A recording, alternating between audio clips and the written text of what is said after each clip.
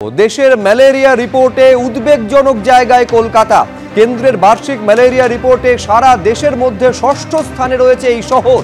Metro शहरगुलिर मध्य 10,000-एर बेशी malaria आक्रांत शुधुमात्र कलकाताय रयेछे। सारा देशे 7टी जेलाय ম্যালেরিয়া आक्रांतेर संख्या 10,000 छाड़िয়েছে। এখন এই রিপোর্টে ঠিক কি রয়েছে, উদ্বেগ কতটা মারাত্মক জায়গায় পৌঁছে গিয়েছে এই ম্যালেরিয়া পরিসংখ্যানে, আরো বিস্তারিত সন্দীপ সরকার আমাদের প্রতিনিধি রয়েছেন, বলবেন ফোন লাইন থেকে। সন্দীপ, দেখো যে অ্যানুয়াল ম্যালেরিয়া রিপোর্ট প্রকাশ করা হয়েছে কেন্দ্রীয় স্বাস্থ্য মন্ত্রকের তরফে, সেই রিপোর্টের দিকে যদি চোখ বোলাই আমরা, তাহলে দেখা যাবে যে দেশের 775টি জেলার মধ্যে কলকাতা জেলা সারা দেশে ম্যালেরিয়াতে ষষ্ঠ স্থানে রয়েছে আক্রান্তের সংখ্যার নিরিখে। কলকাতার আগে কে রয়েছে? কলকাতার আগে রয়েছে ঝাড়খণ্ডের 2 জেলা, পশ্চিম সিংভূম এবং গোড্ডা জেলা, আর উড়িষ্যার 3টি জেলা কালাহান্ডি, রায়গড়া এবং কন্ধমল।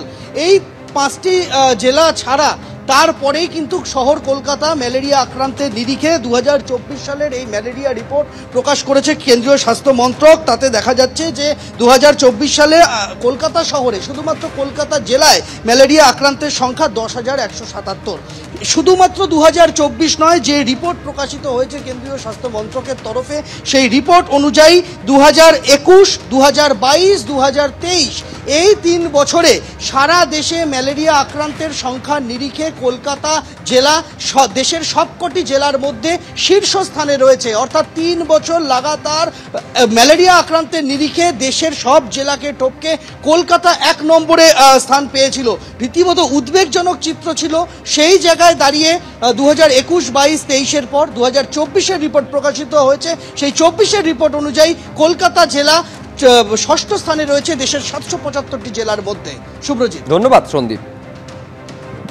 কালীগঞ্জে ফের উদ্ধার হওয়া বোমা নিষ্ক্রিয় করল বম্ব ডিসপোজাল স্কোয়াড। গতকাল কালীগঞ্জের মোলান্দিতে উদ্ধার 38টি সকেট বোমা। নিয়ন্ত্রিত বিস্ফোরণ ঘটিয়ে বোমাগুলিকে নিষ্ক্রিয় করল বম্ব ডিসপোজাল স্কোয়াড। কালীগঞ্জে আরও বোমা রয়েছে কিনা তা খুঁজতে ড্রোন নিয়ে তল্লাশি চালানো হচ্ছে। ড্রোন ক্যামেরা দিয়ে তল্লাশি কালীগঞ্জ থানার পুলিশের।